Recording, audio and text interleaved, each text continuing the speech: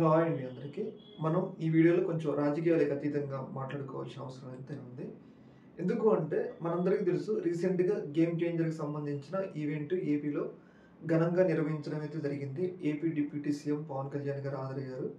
Cinema మీద ఈ యొక్క ఈవెంట్ అనేది భారీ స్థాయి అంచనాలనైతే రేకెత్తించింది.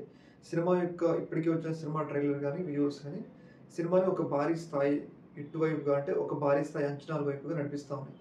ఇదంతా బానే ఉంది. సినిమాకి సంబంధించిన ఇష్యూ ఒకవైపు పక్కన పెడితే, రీసెంట్‌గా ఏపీలో ప్రీ రిలీజ్ ఈవెంట్ సందర్భంగా 'పృథ్వీరాజ్' ఆయన ప్రస్తుతం జనసేన పార్టీలో ఉన్నారు. గతంలో వైసీపీ పార్టీలో ఉన్నారు.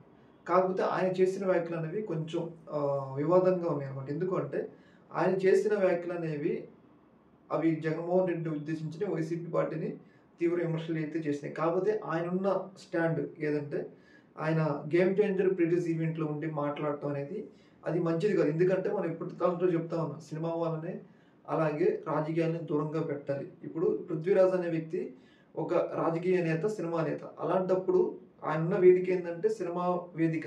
సినిమా వేదిక ఉన్నప్పుడు సినిమాకి సంబంధించిన ఇష్యూసే మాట్లాడేది గానీ, పార్టీకి సంబంధించిన ఇష్యూస్ మాట్లాడటం అనేది ఇక్కడ తీవ్ర విమర్శలకైతే దారితీస్తుంది.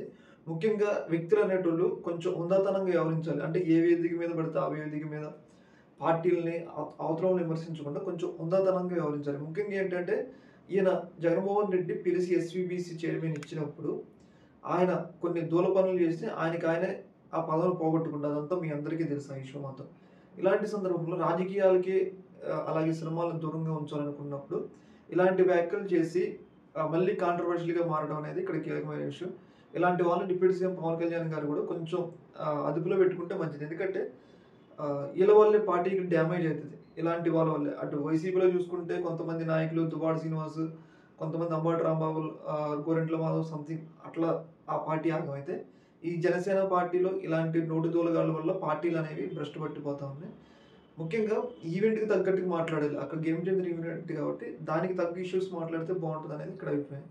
దీని మీద మీ యొక్క అభిప్రాయం తెలియజేయండి. ఓకేనా? Thank you.